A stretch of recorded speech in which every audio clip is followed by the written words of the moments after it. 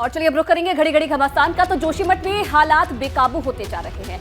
जिन इमारतों में खतरा है वहां रहने वाले लोगों को सुरक्षित स्थानों पर पहुंचाया जा रहा है और प्रशासन और सरकार पूरी तरह से अलर्ट मोड पर काम कर रहे हैं। नया मास्टर प्लान भी तैयार हो रहा है, लेकिन दरारें हैं कि अपना दायरा बढ़ाने पर आमदा है। जोशीमठ में दरारों वाले मकानों की संख्या लगातार बढ़ रही है। हर रोज दरारों का दायरा बढ़ता जा रहा है। आपदा प्रबंधन के आंकड़ों के मुताबिक अब तक 849 घरों में दरारें आई हैं। असुरक्षित क्षेत्रों में आने वाले भवनों की संख्या बढ़कर 167 पहुंच चुकी है। अब तक 250 घरों से लोगों को शिफ्ट किया गया है। 207 लोगों को 1.5 लाख रुपए की आर्थिक मदद मुहैया कराई गई है। इधर सरकार मास्टर प्लान के तहत जोशीमठ को बसाने की तैयारी कर रही। इसी को लेकर शहरी विकास और आवास मंत्री प्रेमचंद अग्रवाल ने बैठक की। जोशीमठ भेज रहे हैं ताकि वहाँ जो एजेंसीज काम कर रही है कोऑर्डिनेट करके ये जानकारी ले कि कहाँ पे अंतिम चिन्हीकरण का काम होगा। जोशीमठ के बहाने कांग्रेस प्रदेश सरकार को घेरने में लगी है। कांग्रेस विधायक प्रीतम सिंह का कहना है कि सरकार जोशीमठ के मुद्दे पर कंफ्यूज है।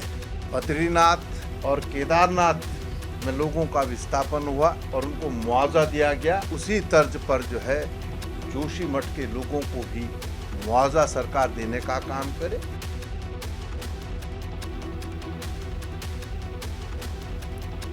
दिल्ली में हुई भाजपा की राष्ट्रीय कार्यकारिणी की बैठक में पार्टी अध्यक्ष जेपी नड्डा को लेकर बड़ा फैसला लिया गया। भाजपा राष्ट्रीय कार्यकारिणी के दूसरे और आखिरी दिन की बैठक में मौजूदा राष्ट्रीय अध्यक्ष जगत प्रकाश नड्डा के कार्यकाल को 2024 तक बढ़ा दिया गया। केंद्रीय गृह मंत्री अमित शाह ने बताया कि पार्टी 2024 तक हर चुनाव जेपी नड्डा की अगुवाई में ही लड़ेगी। जेपी नड्डा अब जून 2024 तक भाजपा के राष्ट्रीय अध्यक्ष के पद पर बने रहेंगे। 3 दिन बाद 20 जनवरी को नड्डा का कार्यकाल खत्म हो रहा था। जेपी नड्डा जून 2019 से 20 जनवरी 2020 तक कार्यकारी अध्यक्ष रहे और जनवरी 2020 में जेपी नड्डा को राष्ट्रीय अध्यक्ष बनाया गया।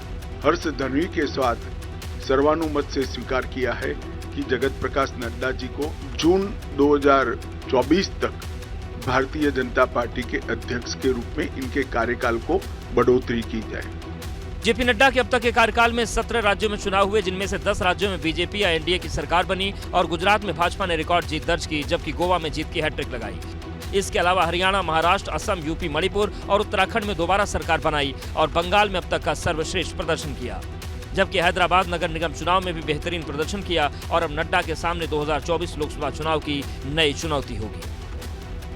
वरुण गांधी के भाजपा छोड़ने और कांग्रेस में शामिल होने की चर्चाएं तेज होती जा रही है। तो वहीं अब वरुण गांधी पर राहुल गांधी ने बड़ा बयान दे दिया है। राहुल गांधी इन दिनों पंजाब में हैं। होशियारपुर में राहुल गांधी ने वरुण गांधी की कांग्रेस में एंट्री पर बयान दिया है और उन्होंने कहा कि वरुण गांधी से मिल सकते हैं, लेकिन उनकी विचारधारा अलग है, उन्हें यहाँ दिक्कत होगी। वरुण है वो बीजेपी में है,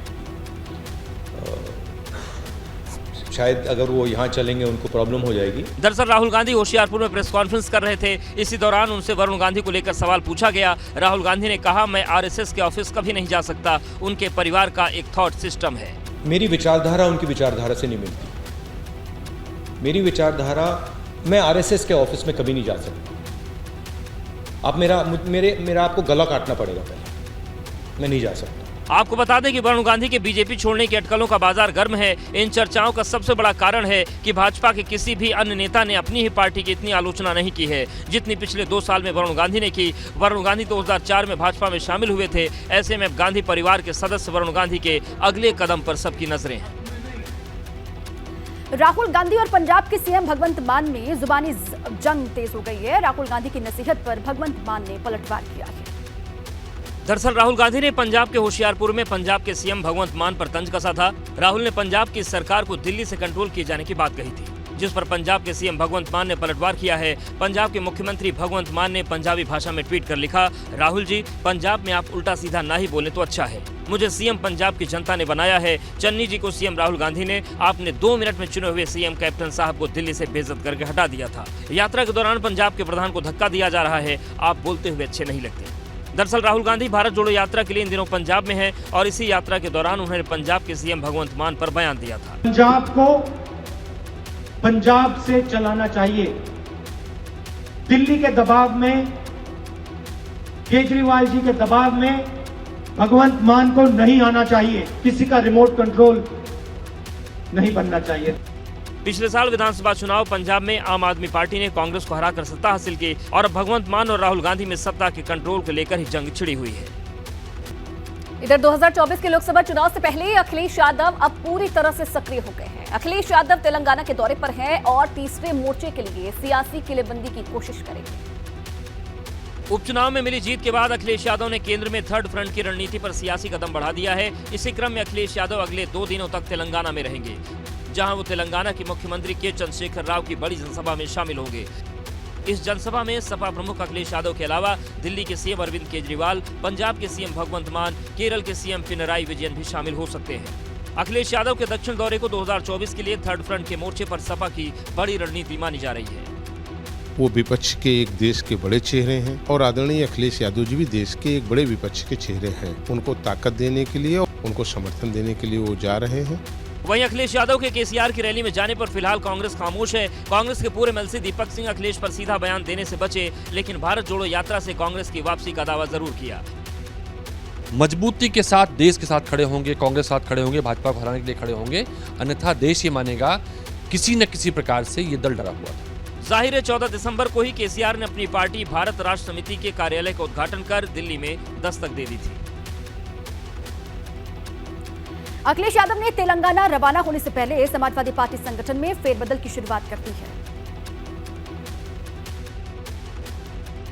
संगठन को मजबूत करने के लिए अखिलेश यादव ने सबसे पहले पार्टी का पक्ष रखने के लिए मीडिया पैनलिस्ट की तैनाती की है। इसमें अखिलेश यादव ने 58 लोगों को जगह दी। पार्टी प्रवक्ताओं की टीम में अनुराग भदौरिया, राष्ट्रीय सचिव राजी राय, राजकुमार भाटी, पूर्व विधायक पवन पांडे, अमीक जामई के अलावा जूही सिंह, पूर्व एमएलसी सुनील सिंह साजन, आईपी सिंह, नाहिद हसन लारी और शायर मुनव्वर राणा की बेटी सुमैया राणा के अलावा कई और तेज तर्रार चेहरों को जगह दी गई है। सपा प्रवक्ताओं की इस नई लिस्ट में प्रदेश के हर क्षेत्र को अखिलेश यादव ने तरजीह दी। हालांकि विधानसभा चुनाव के बाद सपा के सभी संगठनों को भंग कर दिया गया था, लेकिन हाल ही में सोशल मीडिया पर बदजुबानी और आपत्तिजनक ट्वीट्स को लेकर भाजपा और सपा के बीच बढ़ी तनातनी के बाद अखिलेश यादव ने कहा था कि वो जल्द नए सिरे से समाजवादी पार्टी संगठन को तैयार करेंगे, जिसकी शुरुआत पार्टी का नया मीडिया पैनल गठित करके हो चुकी है। और माना जा रहा है कि तेलंगाना के सियासी दौरे से वापस आने के बाद अखिलेश यादव सपा संगठन को लेकर कुछ बड़े ऐलान कर सकते हैं। तो राजनीति से ज्यादा अपने बयानों से चर्चा में रहने वाले सपा सांसद शफीकुर रहमान बर्क ने अब एक नई भड़काऊ बयानबाजी कर दी है। सपा सांसद बर्क ने वायरल वीडियो में एक शख्स की पिटाई और दाढ़ी खींचने की घटना के मामले पर बोलते हुए इस घटना को मुसलमानों के लिए एक चुनौती बता डाला। ये सारी मुस्लिम कौम को चैलेंज है। अब क्या मुसलमान कौम के अंदर इतनी भी वो नहीं रही है कि वो अपनी उसका बदला ले सके। शफीकुर रहमान इतने पर ही नहीं रुके, उन्होंने इस घटना को लेकर मुस्लिम समाज को उकसाते हुए कह दिया कि क्या मुस्लिम समाज इस घटना का बदला भी नहीं ले सकता। जब एक मुसलमान के साथ ये सलूक हो रहा है तो इसका मतलब ये कि सारी मुसलमान कौम को चैलेंज हो रहा है। ये चैलेंज ही है। मामला बीते शुक्रवार का है, जब दिल्ली से मुरादाबाद जाते वक्त पद्मावत एक्सप्रेस में एक मुस्लिम युवक के साथ मारपीट का वीडियो सामने आया। लेकिन इस मामले में अब एक युवती ने सामने आकर पीड़ित शख्स के खिलाफ छेड़खानी की शिकायत दर्ज करवाई है। इस तरह की कोई भी बात जो है इसमें अभी नहीं आई है। इस तरह की कोई बात वहाँ पे नहीं हुई थी। मात्र छेड़खानी के उस पे ही इसकी मारपीट कर दी गई थी। सिर्फ इतनी सी बात सामने आई है। अब इस मामले में पुलिस ने आरोपी शख्स को गिरफ्तार कर लिया है, लेकिन पूरे मामले से पर्दा उठे उससे पहले ही शफीकुर रहमान बर्क जैसे नेता इस घटना पर ऐसे बयान देने शुरू कर चुके हैं। बसपा नेता और पूर्व मंत्री याकूब कुरैशी पर शिकंजा कसाई जा रहा है। अब याकूब का नया ठिकाना सोनभद्र जेल है, जबकि उसके 2 बेटों को अलग अलग जेलों में शिफ्ट कर दिया गया है। दरअसल मेरठ जिला कारागार में याकूब एंड फैमिली को वीवीआईपी ट्रीटमेंट दिया जा रहा था। मामला लखनऊ तक पहुंचा तो शासन ने कड़ा एक्शन ले लिया। याकूब कुरैशी को मेरठ से सोनभद्र, बेटे इमरान को बलरामपुर और बेटे फिरोज को सिद्धार्थ नगर जेल में शिफ्ट कर दिया गया। कारण तो हमें भी नहीं पता है, शासन के आदेश थे उसी का अनुपालन किया गया। याकूब और उसके बेटों की जेल शिफ्टिंग के बाद अब चर्चा इस बात की है कि क्या जेल में उन लापरवाह अधिकारियों पर भी बड़ा एक्शन होगा जो याकूब को ऐशो आराम मुहैया करा रहे थे।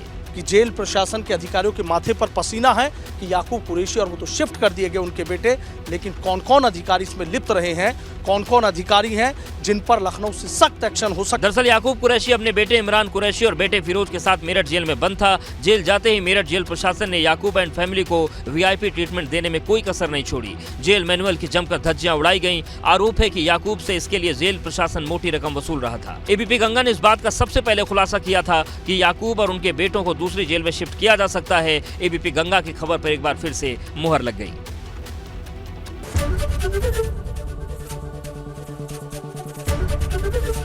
एबीपी गंगा, खबर आपकी, जुबान आपकी।